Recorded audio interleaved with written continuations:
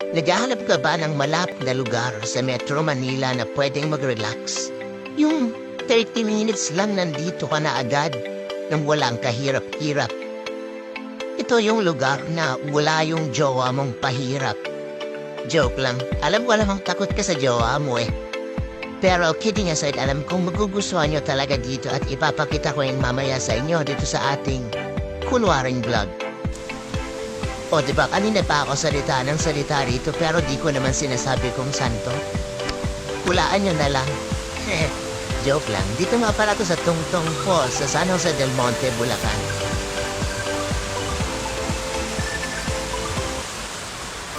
So ito na nga, dito kami nagsimula sa Amparo, Caloocan City. Dito kami nakatira at nakamotor kami, diba? Obvious naman. O diba, ang bilis namin, racing kami oh. Eto sa part na to, dito na to sa may bandang Altaraza. So, pag galing ka ng Amparo, Caloocan City, syempre pabiyahe ka papuntang Bulacan, di ba? Kasi nga Bulacan to. Basta pag galing ka ng Fairview, Quezon City, biyahe ka lang papuntang Tungko, tapos kakanan ka sa may Altaraza, hanggang makarating ka dito sa may Barangay Santo Cristo. Ito yung way papuntang Padre Pio. At ito na nga, nakarating na kami dito at meron ditong mini bridge. Wow, mini bridge. Over troubled water. Kasi nga Buraking nasa ilalim. O diba, parang tanga lang pabalik-balik sa mini bridge. At eto na nga ang ating one big happy family. At ayun na mga aso to, mga agat po.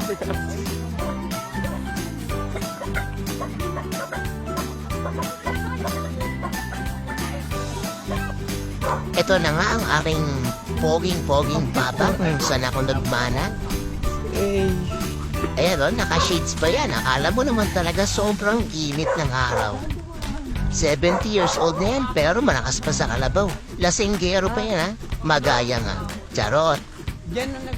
Ito nga pala, may lalakarin ka pa mula dun sa labasan. Siguro inabot kami dito ng mga 5 minutes lang.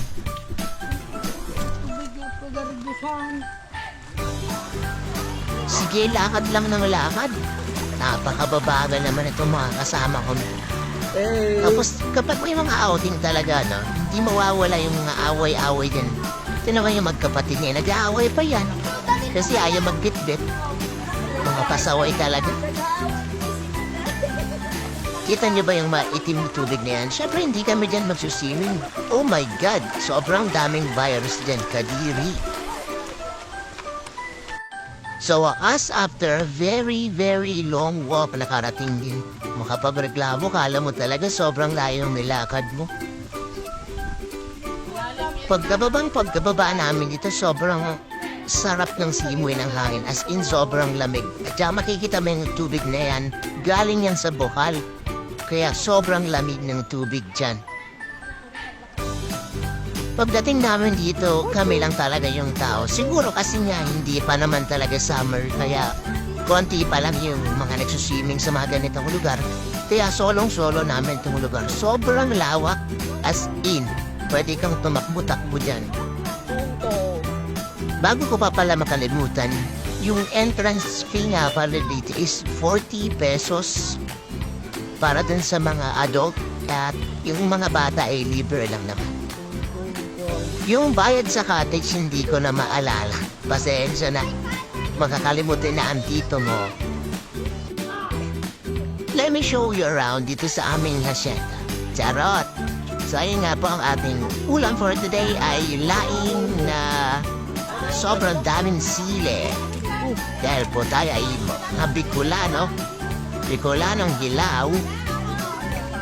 Ayan o, ang iingay nila. Ano yung may birthday?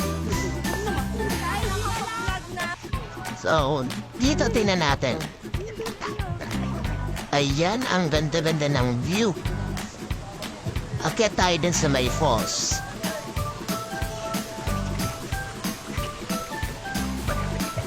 Hop, dahan-dahan. Tingin sa daanan kung ayaw mong mahulog ang iyong camera na utang.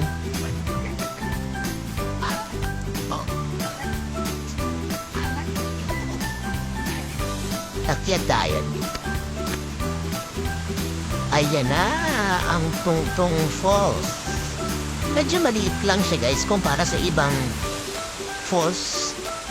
Pero sobrang ganda na niya kasi sobrang lapit lang siya sa Metro Manila.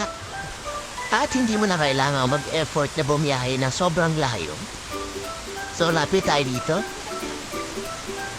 Ayan o, ang aking ate. Video. Oh, ganda yarn.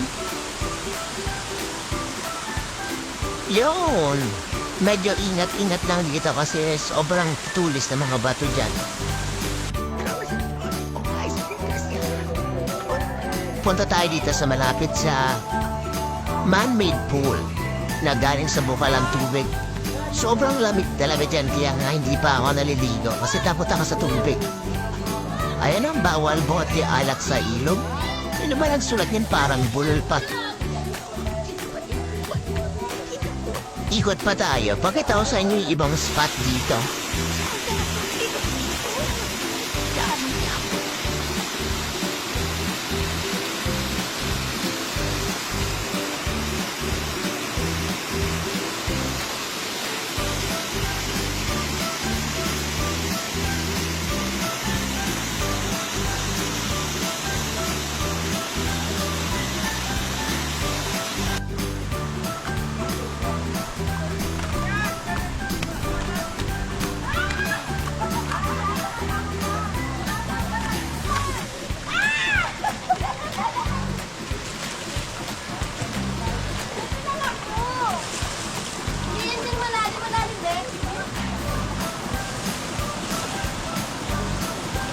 Malalim.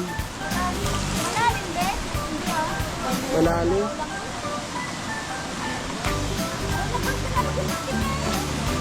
Hindi ba yung kapitong text? Kaya nakuha ka! Bakaw!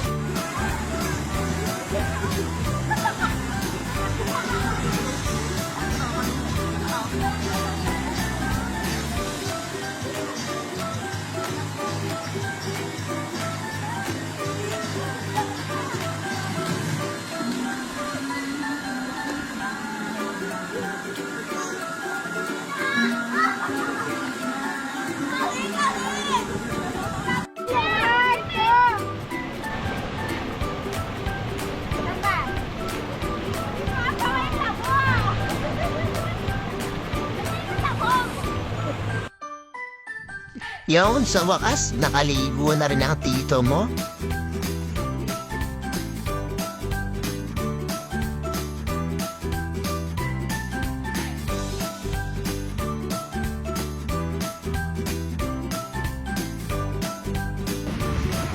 Uwian na!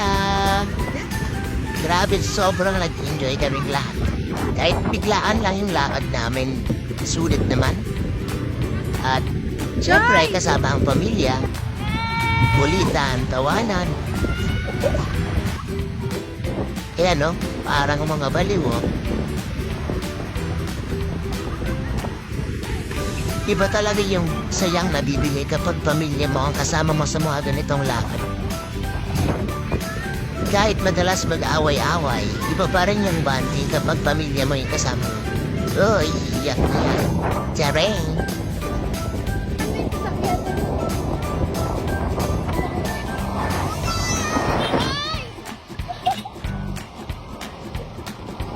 Paano ba yan? Hanggang dito lang muna. Till next time, see you. Bye-bye!